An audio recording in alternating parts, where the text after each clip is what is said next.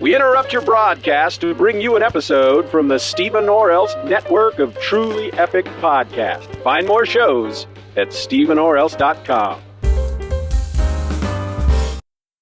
Let's do it. The following podcast is going to contain spoilers along with unfettered feelings of nostalgia. Proceed at your own risk.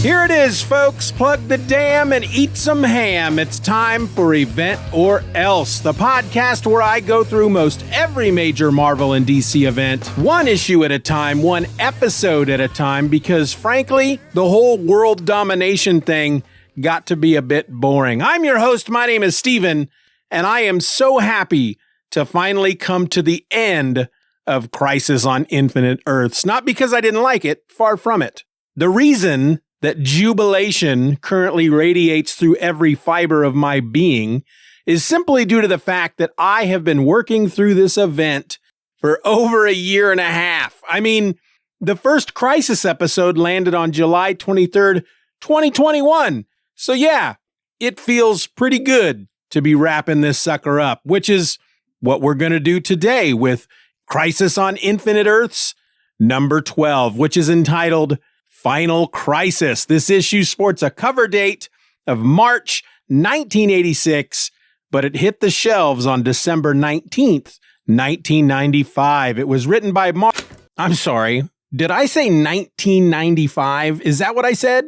I got to listen to that again. Let's here, let me stop. Let me rewind. And let's see what I had to say there. The shelves on December 19th, 1995. It was... Yeah, 1995. Idiot. It's 1985, folks, but I think you could have figured that out all on your own. I'll let you get back to it. But it hit the shelves on December 19th, 1995. It was written by Marv Wolfman, penciled by George Perez, inked by Jerry Ordway. The letters were by John Costanza, and the colorist was Thomas Ziuko. Okay, so as we've been doing, I'm going to give you the synopsis of this here issue. I know that you know this. I'm only telling you because this is a double-sized issue, and therefore the synopsis is going to be a bit longer than usual. And I just want to make sure that you're prepared. I mean, if you need to go grab some snacks or a soda, maybe you need to hit the restroom real quick, well, now's the time to do it. After the synopsis, like last week, rather than do the top 3 things to dwell on, I'm just going to go through the issue page by page and give you my thoughts as they come to me. This synopsis, by the way, was provided by DCFandom.com with extensive editing and rewrites by yours truly. That's me, in case you're wondering. As the issue opens, we are aboard Brainiac's starship with Dolphin, Captain Comet, Rip Hunter, Animal Man, the Atomic Knight, and Adam Strange, who, after marveling over the technology and grandeur of the ship, they discover that the Earth has gone missing. It is then that Brainiac wakes and makes his presence known. Brainiac, of course, wants to know what all these people are doing on his ship, and he threatens to destroy all of them. The team then has to do some pretty fast talking to make sure that the robot understands that he actually had been helping them in their battle with the Anti-Monitor. Brainiac, using his robot skills, can tell that they aren't lying. And though he has nothing in his memory banks about working with the heroes or even the Crisis itself, Brainiac concludes that if they're not lying, then his memory banks must be corrupted. And so he agrees to help them. The problem, Brainiac admits, is that he's not powerful enough to go up against the Anti-Monitor, so he sets course for the world of a more powerful being. On Earth, which is now in the antimatter universe, the Anti-Monitor's visage is seen in the skies all over the globe. His past victories over the positive matter universes are meaningless, he says, because of the superhero's efforts to stop him. When he lists Supergirl and the Flash as casualties, Kid Flash demands to know what the flip happened to Barry. But rather than explain himself, the Anti-Monitor turns out the lights, and Earth goes completely dark, the skies covered in an inky blackness. Both of the Supermen, one of Earth 1 and one of Earth 2, scan the globe and watch in horror as the populace panics. Harbinger appears and teleports them to a chosen destination, then gathers Dr. Light from Japan, leaving Sunburst to defend the island. When Dr. Light declares guiltily that she caused Supergirl's death, Harbinger replies that the battle had already killed Supergirl and that the Anti-Monitor's final attack merely gave her a swift death that ended her suffering. In the skies above, over every corner of the planet, the darkness splits into billions of shadow demons who declare war on all of humanity. Not in so many words. I mean, the shadow demons don't talk, but you know how actions speak louder than words? Well, the shadow demons launch an attack on everyone, everywhere, and that alone pretty much screams their declaration. Meanwhile, the superheroes, as they are known to do, band together to resist them. The Global Guardians team with other heroes to free their homelands from the threat, but the demons' numbers seem endless. Elsewhere, the Phantom Stranger summons Dr. Mist to help revive the Spectre, who lies comatose. Below them, Harbinger has gathered a large group of heroes, along with Pariah and Alexander Luthor, to lead a final assault on the Anti-Monitor, who, if you haven't figured it out by now, is the big bad of the story. Alex creates a light bridge that the heroes then use to take the fight to the Anti-Monitor, while in Salem, the greatest sorcerers and magic users of Earth work together to defeat the shadow demons. In the meantime, Brainiac's ship arrives at Apocalypse and goes into stationary orbit as he and his guests teleport to the planet's surface, where Darkseid appears and introduces himself. Back on Earth, the majority of the heroes are still battling the shadow demons when Dove is killed by one of them as his brother Hawk watches in horror. In Salem, Johnny Thunder sits in Dr. Fate's tower, watching as the gathering of magically powered heroes begin their silent incantation. The Earth 2 Green Lantern and Dr. Occult form the nexus of their energy. On Quard in the antimatter universe, Harbinger and the heroes arrive at the Anti-Monitor's old crib, and surprise, surprise, Wally West, the Kid Flash, has come along for the ride. Wally explains to the other heroes that the Anti-Monitor killed Barry Allen, the Flash, who was not only his uncle, Barry was Wally's mentor and friend. There was no way he was going to stay behind. Suddenly, an image of the Flash appears to the heroes, the last image of himself that Barry cast before his death. Wally follows the after image to where an insane psycho-pirate clutches at the Flash's empty uniform. Kid Flash knocks him out and realizes that Barry Allen is truly dead when Lady Quark finds his ring. Pariah informs them that a great concentration of evil lies before them. They follow to find a towering, giant Anti-Monitor ready for the final slaughter. Meanwhile, in every corner of the globe, heroes and villains alike battle the shadow demons as the sorcerers in Salem release their spell, catching up the shadow demons in some sort of energy net and pulling them off into space. By the end of the battle, we have lost Lori Lamaris, Green Arrow of Earth 2, Cole of the Teen Titans, Huntress and Robin of Earth 2, Prince Rahman, I don't know if I'm even pronouncing that right, Prince Rahman, Bug-Eyed Bandit, and Clayface. Countless lives were saved, however, so yeah, that's good. On Quard, the Supermen of Earth 1 and 2, Captain Atom, Lady Quark, Firehawk, Captain Marvel, Firestorm, Wonder Woman, and the others strike at the Anti-Monitor, punching and kicking and firing energy blasts and such at the big baddie. And yet, despite all of their power, the Anti-Monitor shrugs it all off like it's nothing. And hey, that's okay. They're just a distraction, something to keep the Anti-Monitor occupied while Harbinger and Alex put their true plan into motion.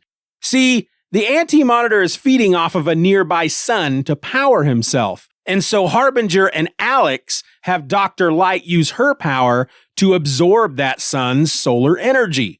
Dr. Light is a little nervous about such a prospect, but Harbinger tells her that this moment is why she was given her powers by the Monitor all the way back in issue number 4.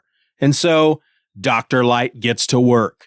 It's as the Anti-Monitor feels the power that he's taking from the sun begin to drain from him that Alexander Luthor uses his strange powers to leech away the big bad's antimatter energy. Then Negative Woman uses her negative self to bind the Anti-Monitor up in bands of negative radioactive energy, which not only constricts his movements, it burns him a bit. With the Anti-Monitor weakened, Harbinger leads all of the energy-producing heroes against him, blasting all at once and not letting up. It's then, as the Anti-Monitor falls, that Dr. Light, using all of the awesome power of the sun that she's absorbed, blasts the Anti-Monitor through the ruins of his fortress and into the very bedrock of Quard. Captain Atom declares the Anti-Monitor dead, saying that it's over. And so Alexander Luthor, using the power he took from the Anti-Monitor in combination with his own, is able to pry open a space between the positive and negative universes, a hole big enough for the Earth to slip through into its proper universe. But then, as the heroes follow the Earth home, the mass of shadow demons that are still encased in their magical cage are pulled through the portal into the antimatter universe and straight into the fallen Anti-Monitor, who absorbs their antimatter energy and rises to throw down once more, declaring that he no longer cares about their little positive matter universe. Instead, he's just going to kill each and every one of those heroes. He then spits out a massive amount of energy from his mouth, and Wonder Woman receives the full blast, killing her. Well, this just straight up makes the Superman of Earth 1 all kinds of pissed, and not in the way the Brits mean it. No, Superman is full of a fiery rage. First Supergirl, and now Wonder Woman. Superman vows to destroy the Anti-Monitor, even if it means his own life. He tells the other heroes to hold his beer and makes ready to attack. Firestorm offers to help. That is, after he takes Kid Flash and Psycho Pirate, both who are unconscious, back to the positive matter universe. Once that's done, he says, he'll be back to lend an atomically powered hand. Superman, however, tells Firestorm and the other heroes to stay there in the positive matter universe. He's got this.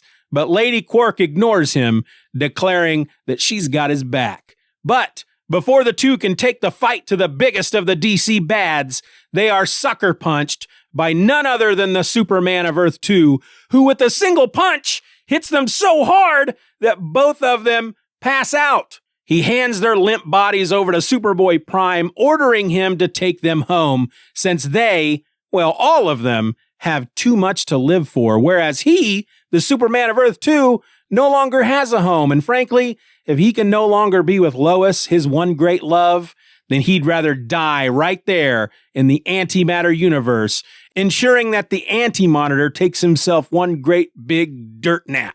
The Anti-Monitor postures and whatnot, telling Superman that he's going to die and stuff, when suddenly AM, after 12 issues, I have finally decided to start calling him AM, because frankly, I'm pretty tired of saying Anti-Monitor.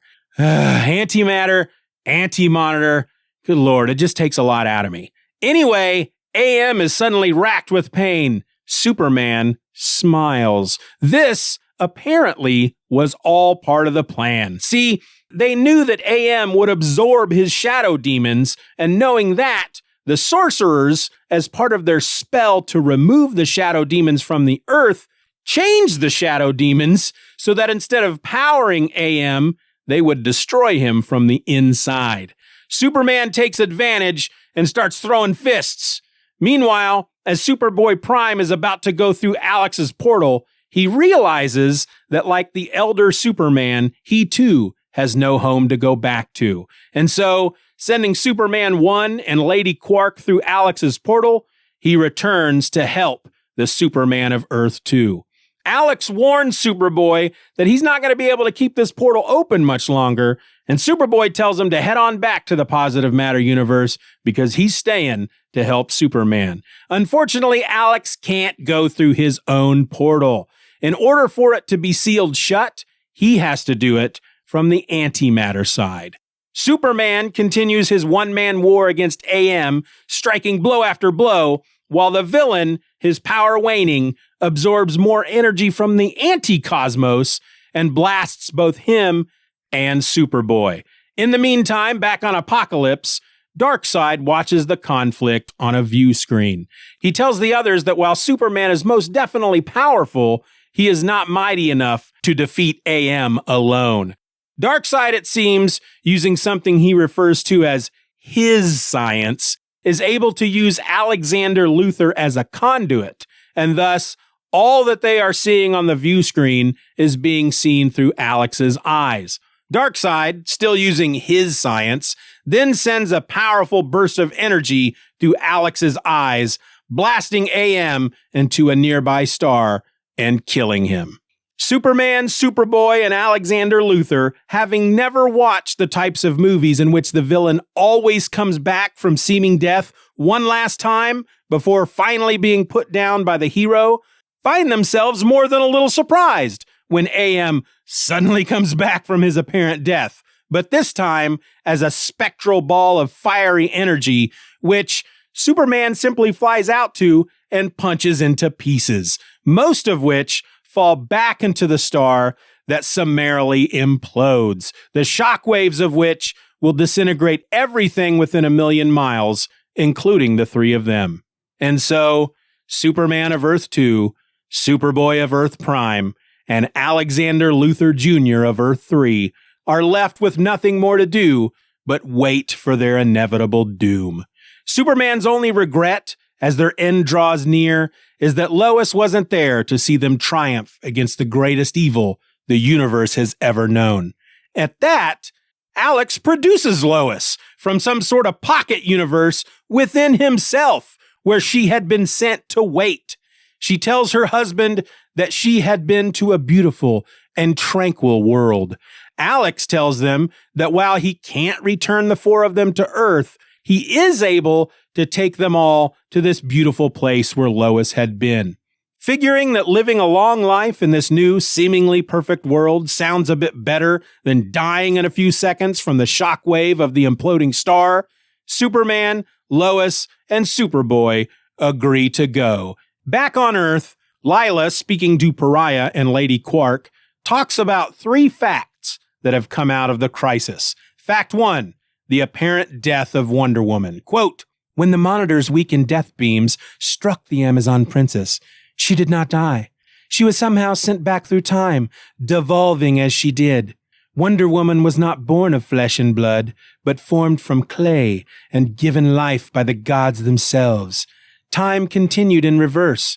Her clay spread itself again across Paradise Island, and the Amazons were returned to the Grecian Isle they had fled." Fact number 2, Mount Olympus.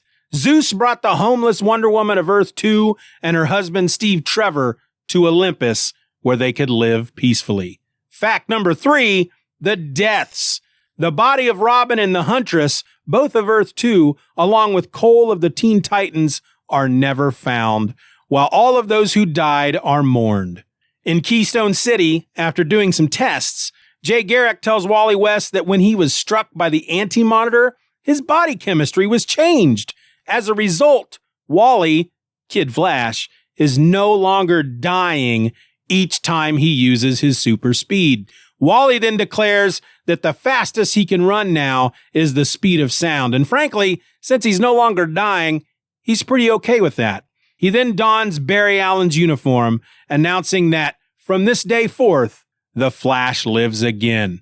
Back to Lila, she continues with her narrative, stating that in this new world, the great disaster will not exist in Earth's future, but a lost child will be found in Command D, adopted by General Horatio Tomorrow of the Planeteers and named Thomas. Jonah Hex will be torn from his era to fight in the future, while the Guardians of the Universe must face the First Division in their ranks. Thus, Lila concludes her tale, and Lady Quark and Pariah ask her to help them explore their new homeworld. They leave with her, honoring the memory of their benefactor, the Monitor. And finally, as this issue ends, in Arkham Asylum, two of the staff members discuss a new patient who seems beyond help, straitjacketed in a rubber-lined room. Roger Hayden, formerly Psychopirate, babbles on and on about Earths beyond numbers, the Anti-Monitor, and the memories, which only he had been allowed to keep. Whew! Now, that was one heck of an issue. So, now that incredibly long synopsis is done, like I said, I'm just going to flip through the book and we'll see what piques my interest. We'll start with the cover, which is just freaking amazing. Again, George Perez spent so much time on this cover. He had to have. It's like a cityscape from the top. You're looking down at this cityscape, and a giant Anti-Monitor is rising from among the buildings, and all of the heroes are attacking him, and he's got heroes clutched in each of his fists. It's an amazing cover, and it says at the very top, Giant Final Issue Spectacular, which it certainly was. Now, since that synopsis was so freaking long, I'm probably not going to dwell a lot on all of the individual pages, but there were a couple of moments that I did specifically want to talk about. So we'll kind of flip through here. So the first thing I wanted to talk about here is the darkness that covers the Earth. When the Earth gets sucked into the antimatter universe, and as this issue opens, or a few pages into this issue, when the like a holographic projection, it's more of like a laser light projection of the Anti-Monitor's face is shown to everybody in the world, and he has his little speech where he tells them that he's going to kill them all and blah, blah, blah. And then suddenly the Earth is just covered in darkness. It's literally just enveloped in this black ink, like somebody took a freaking black shell and just covered the freaking Earth. And when we find out that this darkness is actually just billions of shadow demons formed together to make this shell, that was a pretty creepy moment, especially when they just split apart and fly everywhere on Earth and just start killing people. It was a pretty creepy part. And it really kind of ramped up the stakes in this issue. You know, what everybody on Earth at this point is having to face, because not only is the entire planet, you know, it's been sucked into this freaking antimatter universe, which the people in the positive matter universe don't really belong there. Then all these shadow demons just freaking start killing people. And of course, the heroes all over the globe start battling back against the shadow demons. And there's just a lot of great panels. Again, I don't know for sure if throughout this entire 12-issue event, if every single superhero character and supervillain character were used in this event, but I feel like they were. It's definitely something that we will be discussing in the next episode. I'll get to that later. But the battle across Earth is just really amazing, and we do have characters die off. Now, frankly, as the various most of the various characters, as they were dying off, it's almost like I could point to the ones that were going to die. I mean, well, especially the Robin and the Huntress of Earth 2. You know, these were two characters that really shouldn't have been there in the first place. When the multiverse came together as one universe, and they moved some of the Earth 2 characters and characters from other Earths onto the new Earth. They specifically told us that their histories became part of this new universe's history. But there were just a handful of characters, such as Robin and the Huntress, both from Earth 2, who did not have any history, among the collective mind or minds of the people of Earth. They never existed there. And so what else was going to happen to them? You just feel like certain characters like that were, when the multiverse merged, certain characters like that were brought back or were brought into this new universe simply so they could kill them. Frankly, that's kind of the way I feel about it. And oddly enough, I don't remember what podcast I was listening to, but somebody was talking about the Teen Titans, and then that conversation led them to the Teen Titans, or at least the team that was around that led into the Crisis. It might have been, I don't remember who was talking about it, but the character of Cole, who really I've never heard of until I read this mini and this event, and haven't really heard much about her outside of this event. And the conversation that I was listening to was that Marv Wolfman knew that he was going to have to kill off a character from the Titans, which Teen Titans was the book that Marv Wolfman and George Perez worked on, that kind of helped make their names, especially George Perez. And then they get on the Crisis on Infinite Earths, and Wolfman knew he had to kill one of his precious Teen Titans. So what he did was he created a character before the Crisis started, knowing that, since he was going to be writing Crisis on Infinite Earths, he created the character of Cole, primarily knowing that eventually he was going to kill her off in the Crisis. I don't know if that's true or not. That's just something I heard.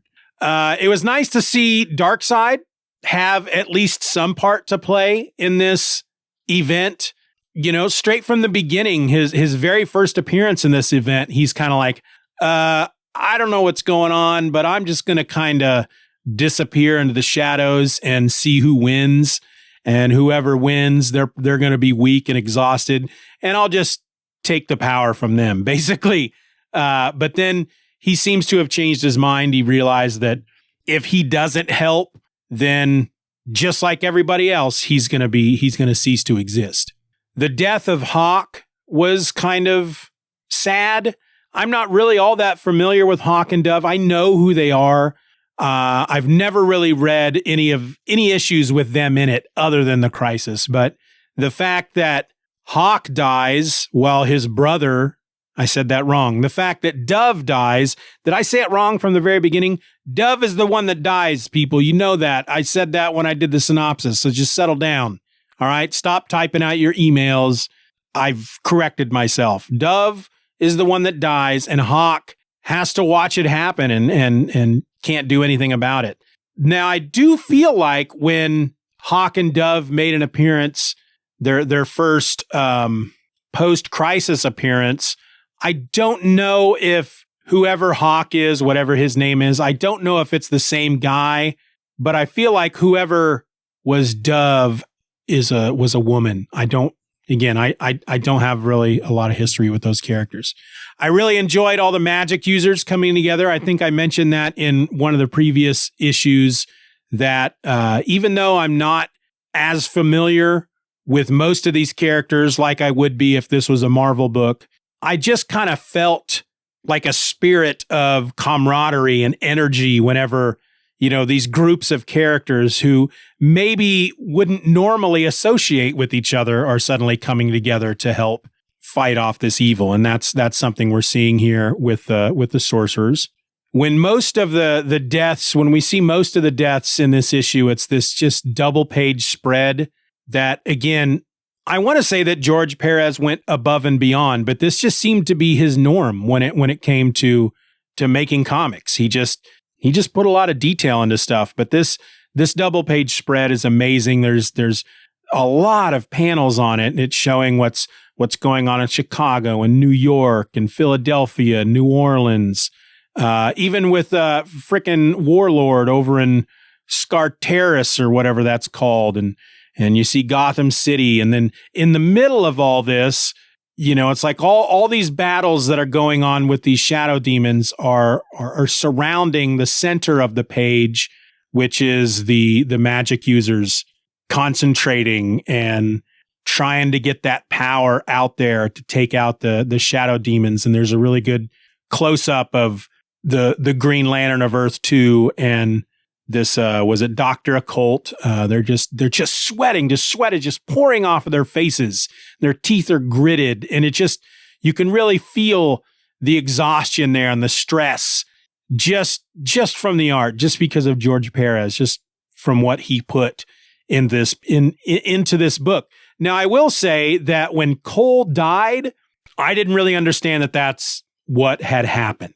They mention it later in the book, I believe, but I didn't realize at the time that Cole had died.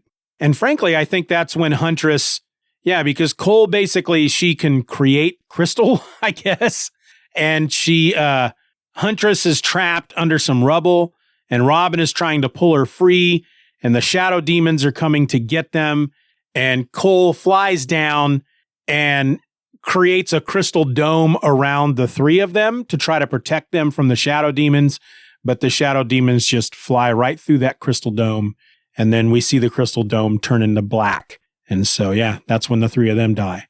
But they say that at the end of the book that their bodies are never found. So I don't know if that had an effect later, post-crisis, if that was a story element that came out post-crisis. In fact, you know what I'm going to do?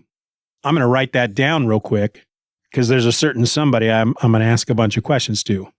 Now, the battle over on Quard with the other heroes who didn't stay behind on Earth, their battle with the Anti-Monitor was really the shining point in this entire issue. The whole issue is great, but for me, the best stuff was the battle there with the Anti-Monitor. And for example, when all of the heroes that can fire out some sort of energy blast, Superman with his heat vision and Captain Atom who can shoot bolts of radiation, these radiation blasts and blah, blah, blah, and all that stuff.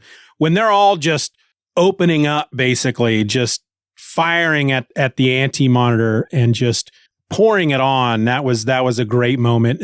The whole sequence, the plan that Alexander Luthor and Harbinger had put together to take out the Anti-Monitor, I mean, everything fit together really nice. I mean, or really nice or very nicely. I don't know. Shut up. It was put together very well. The magic users creating a spell that removes the shadow demons from Earth, takes them into space, and they come back later. And when they do, you're like, oh, no, they shouldn't. They came back and made things worse. And then you find out, no, that was actually all part of the plan. Just everything, the Dr. Light absorbing the power of the sun, which weakened the Anti-Monitor, and then Alexander Luthor using his power over antimatter to then leech off more of the Anti-Monitor's power, thus weakening him even more. And then Negative Woman wrapping him up in her negative bands of energy, while the heroes just, like I said, pour on the energy blasts, and ultimately culminating in Dr. Light, who has absorbed, all this energy from the sun, just firing one last massive bolt at the Anti-Monitor that just literally buries him in the earth. It's really good. Not the earth, but Quard, you know what I mean? But of course, like any good story like this, the villain doesn't, you don't take the villain out right away at the end. There's always a false win. And this one had like 2 or 3 false wins. But that's the first one. They think that they have killed the Anti-Monitor, and then Alexander Luthor opens up this portal between the two universes.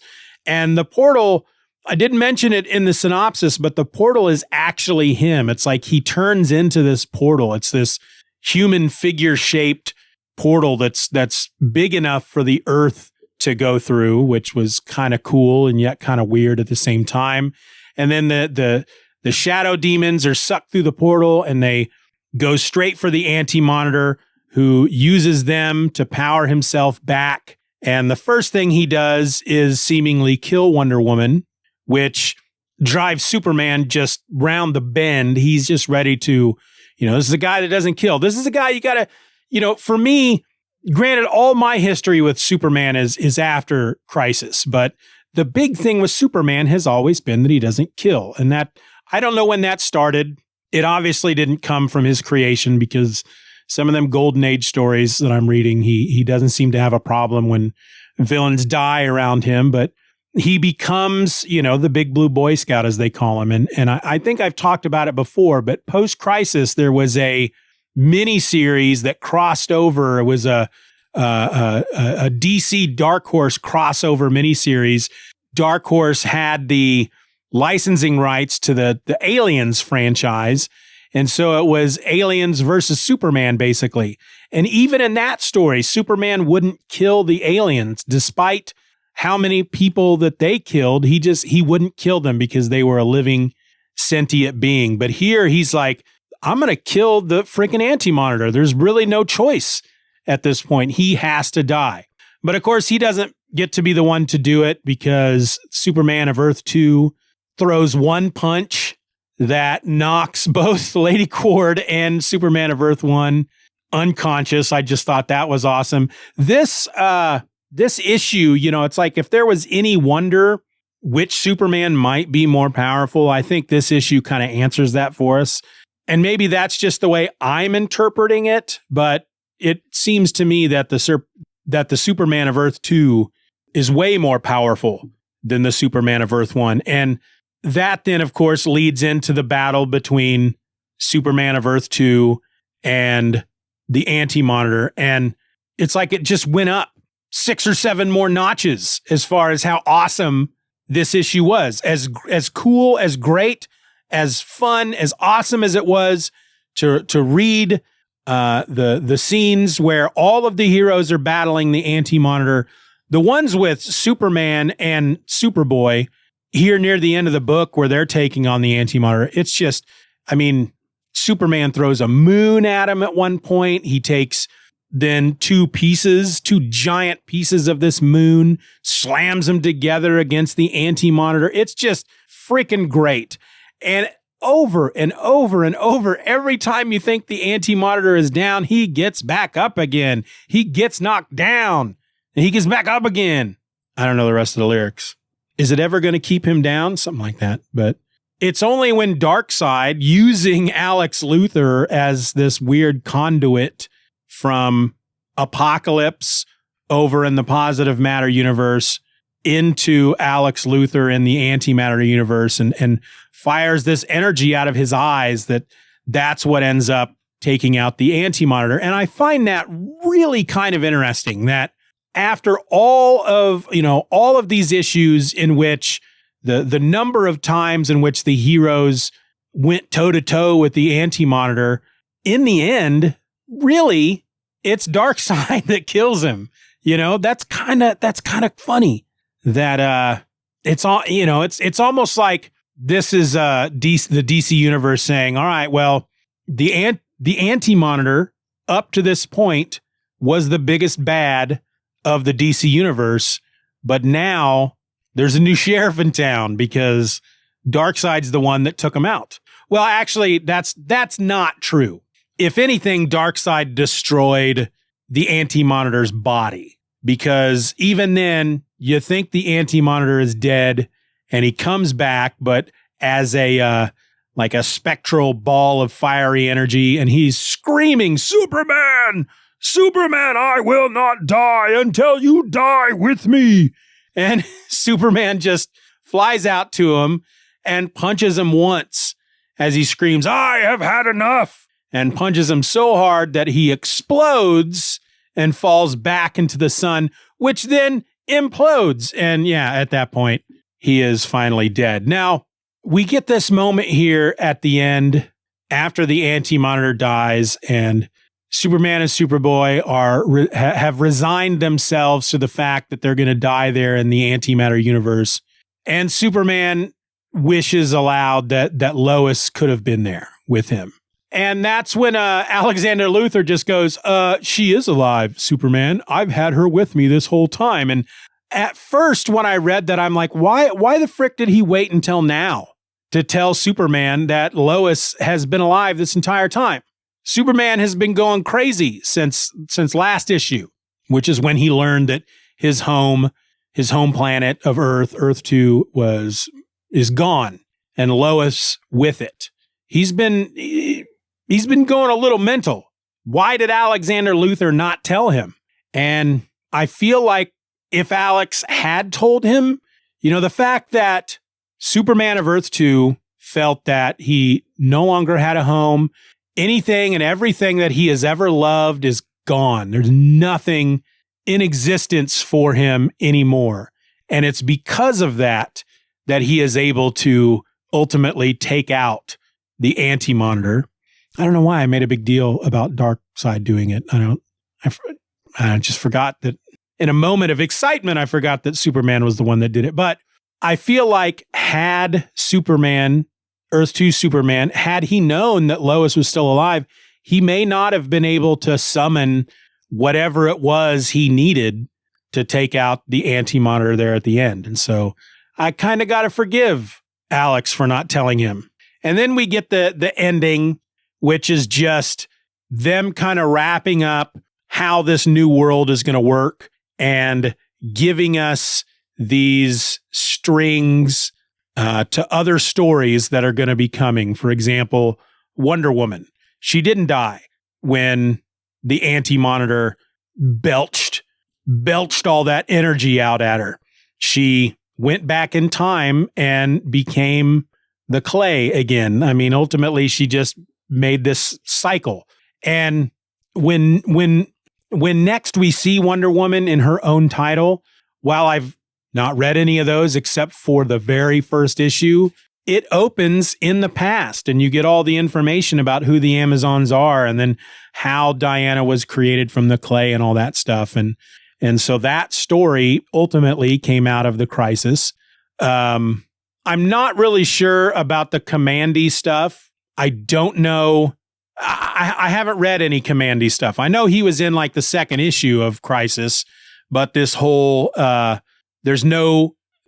will be no great disaster in the future, which I know Commandy is the last boy on Earth. There was a great disaster and killed all the humans and all that junk. Sounds like something that would really be right up my street because I love post-apocalyptic kind of stuff, but never read it. So I don't know what this whole thing about Commandy is here, what that is leading to. Possibly we'll find out next week. I do know that Jonah Hex had a title post-Crisis that was set in the future. So they quickly set that up in one panel. Jonah Hex, he came from the past, but now he fights in a future gone mad. That's the boom. That's Jonah Hex's new status quo. We're just a couple moments in here at the end where they're just kind of setting up a couple of things. Whatever they kind of knew, I guess they didn't quite know what these other creators were really going to do with these characters following the Crisis. They probably weren't really into what the plans were. From what I understand, when it comes to Superman, for example, and John Byrne taking over, I don't think that by the end of Crisis, I feel like they didn't quite know. They didn't know yet at that point exactly what they were going to do with Superman, how radical or drastic, the changes were or were not, however you want to put that. But Jonah Hex, obviously, that's something they knew was going to spin out of this because they put it in here. And Wonder Woman, they knew what was going to happen with her because George Perez spearheaded the Wonder Woman book post-Crisis. So that's what those moments are about. We get the thing with Kid Flash becoming the new Flash. And for me, coming into the DC universe really post-Crisis, for most of my comics reading life, Wally West was the Flash. And so there is a part of me that when they did end up bringing Barry Allen back, they talk about the great revolving door of death in comics nowadays, but for a number of decades, there were, I'm just going to say 2 characters, one Marvel character and one DC character that had died at one point, and it was just kind of an unwritten rule that they would never come back. And it was Barry Allen on the DC side and Bucky over on the Marvel side. You could also use Uncle Ben.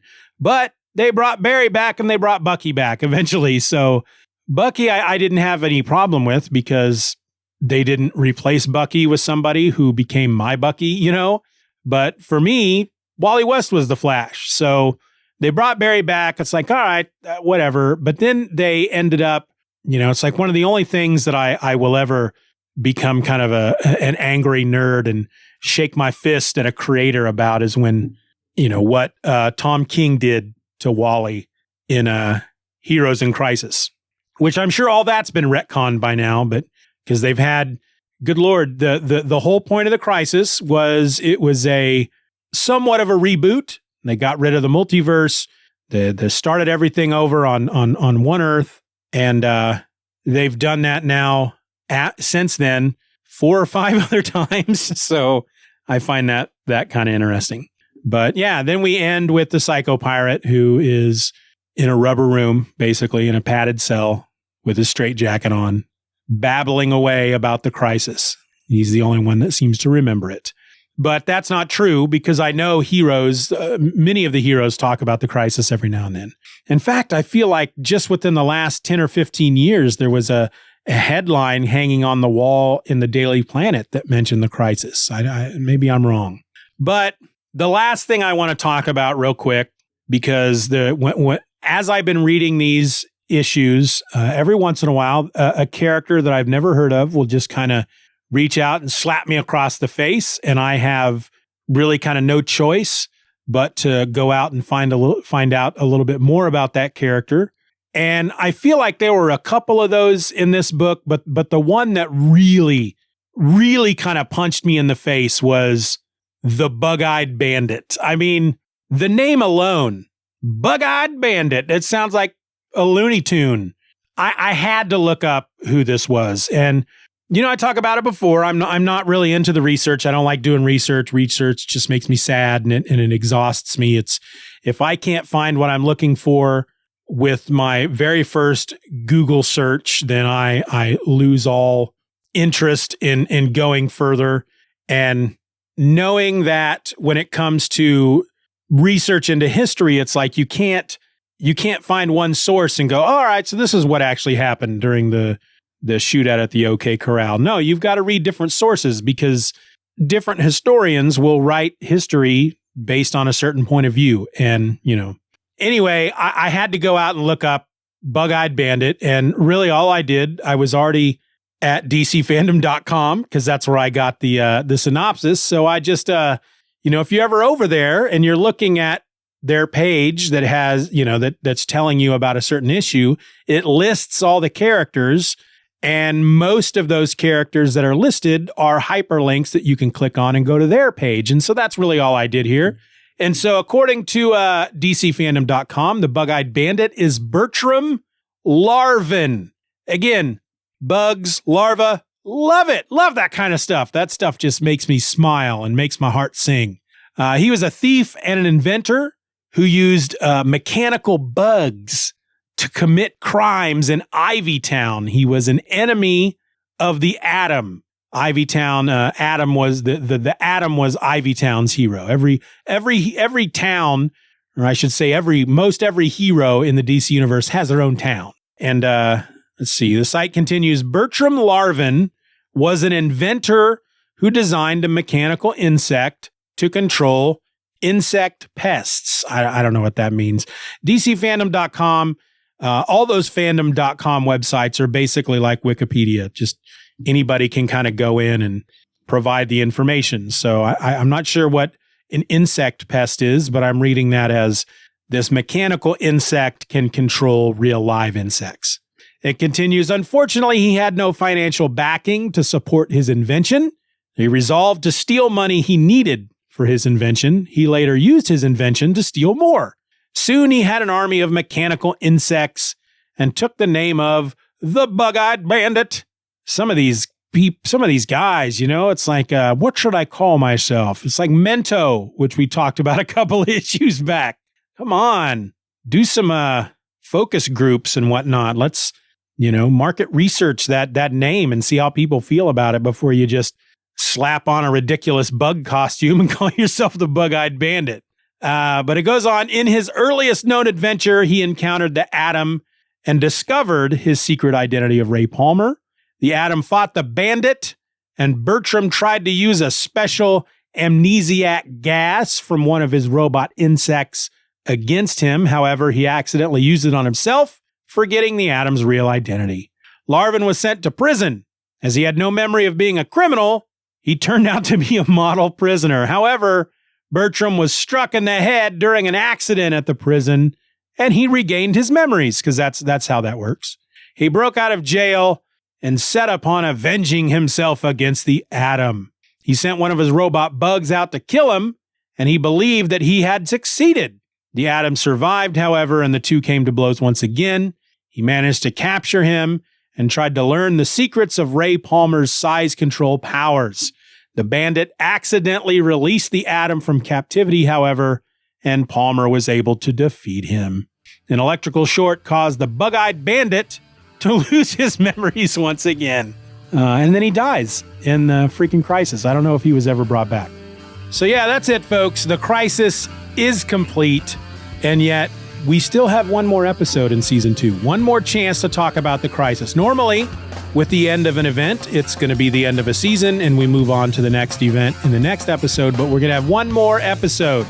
So make sure you return here next week, where I'm going to be joined by none other than Peter Rios, who knows a thing or two about Crisis on Infinite Earths, which is good, because I got questions. I need a nap. Event or Else is a presentation of the Just Another Fanboy podcast. Questions and comments can be directed to eventorelse@gmail.com. You can support the show for as little as $1 a month over at the Patreon by going to patreon.com/Stephen R. Orr. And in return, I'm going to do my very best to get you and your fellow patrons episodes just like this one before anybody else. I also encourage you to rate the show wherever available and share this podcast with a friend. All links will be in the show notes.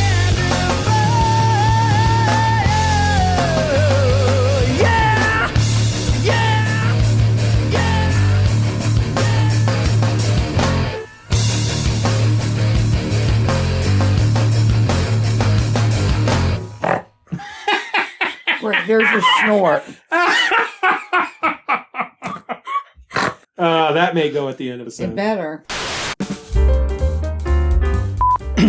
Here it is. Goodness gracious. Here it is, folks. Plug the dam and eat some ham. It's time for Event or Else. Take a bigger breath. And the colorist was Thomas Ziuko. And the colorist was Thomas... And the colorist was Thomas Ziuko. Ziuko. Below them, Harbinger has gathered a large group of heroes, along with Pariah and Alexander Luthor, to lead a final... Back on Earth, the Fartface as the gathering of Matt, who is not only